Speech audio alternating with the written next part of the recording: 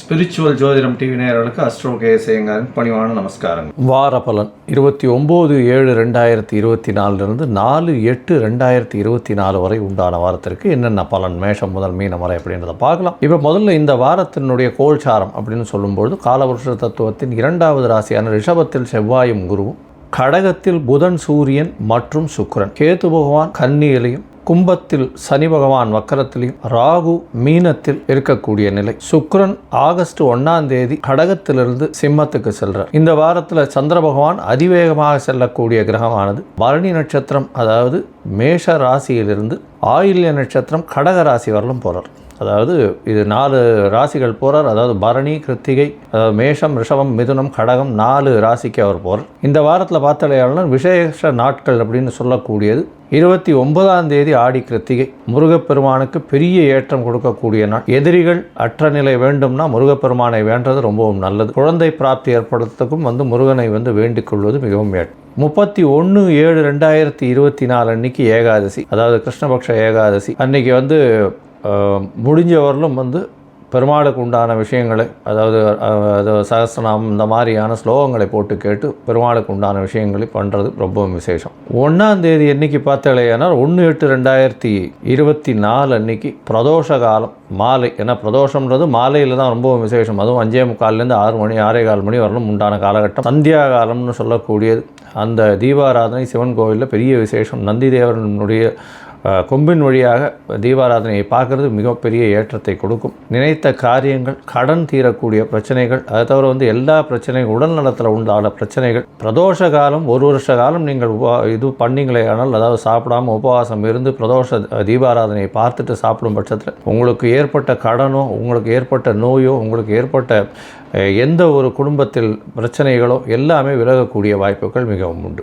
ஆடிப்பெருக்கு 3/8/2024, அதாவது ஆடிப்பெருக்குன்றது ஆடி 18ஆம் நாள் அன்றைக்கி பார்த்தாலேயானால் சூரியனும் சந்திரனும் பூச நட்சத்திரம் சனி பகவானுடைய நட்சத்திரத்தில் இருக்கிறதும், சனி பகவான் நட்சத்திரத்தை விட்டு செல்லக்கூடிய காலகட்டத்தை ஆடிப்பெருக்குன்னு சொல்கிறோம். பொதுவாகவே சந்திரன் வீட்டில் சூரியன் இந்த காலகட்டத்தில் இருக்கிறதும், சக்தியின் வீட்டில் சிவம் இருக்கிறதுனால சக்திக்கு மிகப்பெரிய ஏற்றம். அதனால தான் இது அம்மனுக்கு இந்த மாதம் மிகவும் ஏற்றமான மாதம் ஆடி மாதம்னு சொல்லக்கூடியது. இந்த சூரியன் சந்திரன் சேர்க்கை ஆடிப்பெருக்கு 18ஆம் தேதி பார்த்தாலேயானால் உங்களுக்கு காவிரி ஆற்றங்கரையில் நீர்பிடிப்பு பகுதிகளில், பொதுவாகவே காவிரின்னு மட்டும் இல்லை நீர்பிடிப்பு பகுதிகளெல்லாம் பெண்களெல்லாம் போய் புதிய நீர் பாசனம் வர்றதுனால அங்கே விளக்கேற்றி கற்பூரம் ஏற்றிட்டு புதிய நீரை வரவேற்று செல்லக்கூடிய காலகட்டமாகவும் இருக்கும். மழையும் சரி, நல்ல ஒரு பாசனத்திற்கு தண்ணீரும் இந்த வருஷம் நல்லபடியாக வரணும்னு வேண்டிக்கிறதும் இந்த ஆடி 18 ஒரு பெரிய விசேஷம். இந்த ஆடி 18க்கு மேலே கல்யாணத்துக்கு ஜாதகம் பரிவர்த்தனை பண்ணிக்கிறது, அதெல்லாம் நல்லபடியாக பண்ணக்கூடிய வாய்ப்புகள் மிகவும் அதிகம்.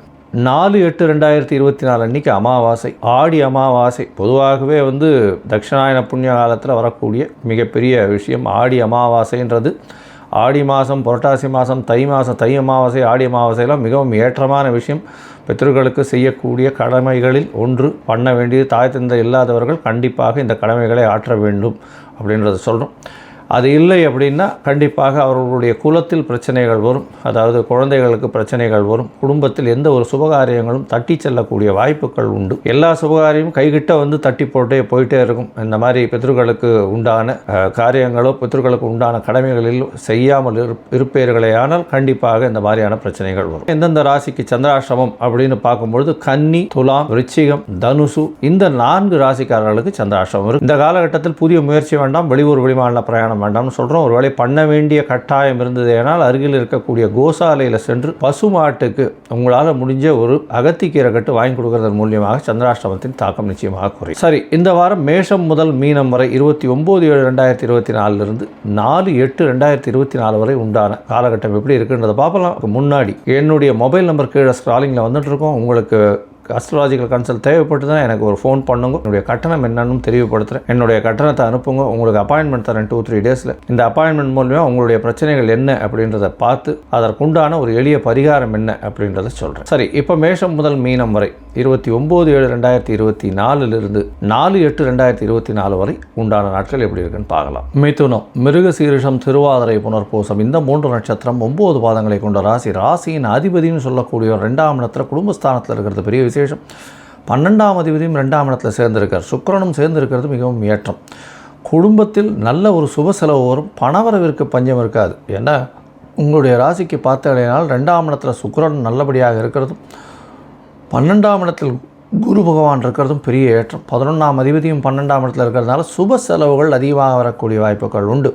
உங்களுடைய ராசிக்கு 7ஆம் அதிபதி அப்படின்னு சொல்லக்கூடிய குரு பகவான் 12ஆம் இடத்தில் இருக்கிறதுனால எதிர்பாலினத்தவர் மூலியமாக சில செலவுகள் வரும். நண்பர்களுக்காக செலவுகள் இருக்கக்கூடிய காலகட்டமாக அமையும். உங்களுடைய ராசிக்கு 12ஆம் இடம் வலுப்பெற்று போயிருக்கிறதுனால வெளிநாட்டிற்கு போகக்கூடிய யோகம் உண்டு. வெளிநாட்டில் இருப்பவர்களுக்கு பிஆர் வரக்கூடிய வாய்ப்புகள், அதாவது பெர்மனன்ட் ரெசிடென்ஷிப் வரக்கூடிய வாய்ப்புகள் இந்த வாரம் அதிகமாக இருக்குது. இந்த வாரத்தில் உங்களுடைய ராசிக்கு 2ஆம் இடம் வலுப்பெற்று 3 கிரகங்கள் இருக்குது. இது ஒரு பெரிய ஏற்றத்தை கொடுக்கக்கூடிய காலகட்டமாக இருக்கும். பேச்சில் நல்ல நளினம் இருக்கும். எந்த ஒரு விஷயத்தையும் பேச்சாலே வெல்லக்கூடிய வாய்ப்புகள் நிச்சயமாக உண்டு. இந்த வாரம் 1/8/2024 அன்று சுக்கிர பகவான் 12ஆம் அதிபதினு சொல்லக்கூடியவர் உங்களுடைய ராசிக்கு 5ஆம் அதிபதி 3ஆம் இடத்துல போகிறது பெரிய விசேஷம். இதன் மூலியமாக திருமணமாகி குழந்தை பிராப்தி இல்லாதவர்களுக்கு, அதுவும் ஆண்கள் அவர்களுக்கு விந்து அணுக்கள் கம்மியாக இருக்கிறவங்களுக்கு நல்ல ஒரு ஏற்றம் கிடைக்கக்கூடிய காலகட்டமாக அமைய போகிறது. ஏன்னா 5ஆம் அதிபதி 5க்கு 11 இருக்கிறதும் சுக்கிரனே 3ஆம் இடத்தில் வீரிய ஸ்தானத்தில் போய் இருக்கிறதன் மூலியமாக நிச்சயமான ஏற்றம் இருக்கக்கூடிய காலகட்டம். இருந்தாலும் சனியினுடைய பார்வை இருக்கிறதுனால சிறு சிறு தடங்கல்கள் இருக்கும். இருந்தாலும் வெற்றி பெறக்கூடிய வாய்ப்புகள் நிச்சயமாக உண்டு. உங்களுடைய ராசிக்கு 4ஆம் இடத்தில் இருக்கக்கூடிய கேது பகவான் மூலியமாக சிறு சிறு இன்னல்கள் உங்களுடைய தாயின் உடல்நிலையில் வரக்கூடிய வாய்ப்புகள் நிச்சயமாக உண்டு. 9ஆம் இடத்தில் இருக்கக்கூடிய சனி பகவான் வக்கரகதியில் இருக்கிறதுனால தந்தையின் உடல்நிலையில் சற்று ஏற்றம் இருக்கக்கூடிய காலகட்டமாக இருக்கும். புதிய தொழில் அமையும். ஏன்னா 10ஆம் இடத்துல ராகு பகவான் இருக்கிறது பெரிய ஏற்றம். புதிய தொழில் அமையும். தொழில் மூலியமாக நல்ல ஒரு அபிவிருத்தி இருக்கும். புதிய தொழிலில் திடீர் பண வாய்ப்புகள் மிகவும் அதிகமாக இருக்கும். புதிய வேலை கிடைக்கக்கூடிய பாக்கியம் உண்டு. வேலையின் மூலியமாக வெளியூர் வெளிமாநிலம் வெளிநாடு செல்லக்கூடிய வாய்ப்புகள் நிச்சயமாக இருக்கும். அதுவும் ஐடி ஃபீல்டில் இருக்கிறவாளுக்கு நிச்சயமாக வெளியூர் வெளிமாநிலம் செல்லக்கூடிய பிராப்தி நிச்சயமாக உண்டு. இந்த வாரம் பார்த்தேனால் உங்களுடைய ராசிக்கு, அதாவது அதிவேகமாக செல்லக்கூடிய கிரகமான சந்திர பகவான் 29/7/2024 4/8/2024 வரலும் உண்டான வாரத்தில் சந்திர பகவான் 29ஆம் தேதி மாலை ஒரு 8:30 மணி வரலும் உங்களுடைய ராசிக்கு 11ஆம் இடத்துல இருக்கிறது ரொம்ப விசேஷம். 2ஆம் அதிபதி 11ஆம் இடத்துல இருக்கிறது, அதாவது தனஸ்தான அதிபதி லாபஸ்தானத்தில் இருக்கிறதன் மூலியமாக தொழிலில் பெரிய ஏற்றம் இருக்கும். தொழிலில் லாபங்கள் அபரிமிதமாக இருக்கக்கூடிய காலகட்டம். குடும்பத்தில் நல்ல ஒரு ஏற்றம் இருக்கும். பணவரவிற்கு பஞ்சம் இருக்காது. 29ஆம் தேதி இரவு ஒரு 8:30 மணியிலிருந்து 1ஆம் தேதி அதிகாலை ஒரு 12:30 மணி வரலும் பார்த்தாலேயானால் அதிகாலையில் உங்களுடைய ராசிக்கு 12ஆம் இடத்தில் இருக்கக்கூடிய காலகட்டம். 2ஆம் அதிபதி 12ஆம் இடத்துலையும் 12ஆம் அதிபதி 2ஆம் இடத்துலையும் இருக்கிறது பரிவர்த்தனை யோகத்தை கொடுக்கக்கூடிய காலகட்டமாக அமைகிறது. இந்த காலகட்டத்தில் பார்த்தாலேயானால் 2-12 பரிவர்த்தனை ஆகிறதுனால எந்த ஒரு செலவுகளும் நல்ல ஒரு ஏற்றத்திற்கு வரும். செலவுகளுக்கு ஏற்றாற் போல் பணம் வரக்கூடிய வாய்ப்புகள் நிச்சயமாக உண்டு.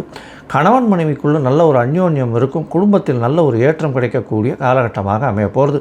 பேச்சில் நல்ல ஒரு இனிமை இருக்கக்கூடிய காலகட்டமாக அமைய போகிறது.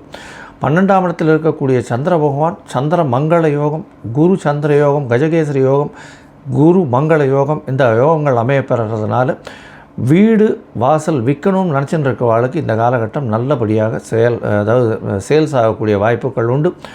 இதன் மூலியமாக நல்ல ஒரு ஏற்றம் கிடைக்கக்கூடிய காலகட்டமாக அமைய போகிறது. உங்களுடைய ராசிக்கு பார்த்தாலேயானால் ராசியிலேயே சந்திர பகவான் வரார். பரிவர்த்தனை யோகம் அமையிறது. ராசிநாதனும் 2ஆம் அதிபதியும் பரிவர்த்தனை யோகம் அமையிறது. இதன் மூலியமாக நல்ல ஒரு ஏற்றம் கிடைக்கக்கூடிய காலகட்டம். ஏன்னா நினைத்தது எல்லாமே வரக்கூடிய வாய்ப்பு. பணவரவிற்கு பஞ்சம் இருக்காது. பணம் எதை தொட்டாலும் பணம் வரக்கூடிய வாய்ப்புகள் நிச்சயமாக உண்டு.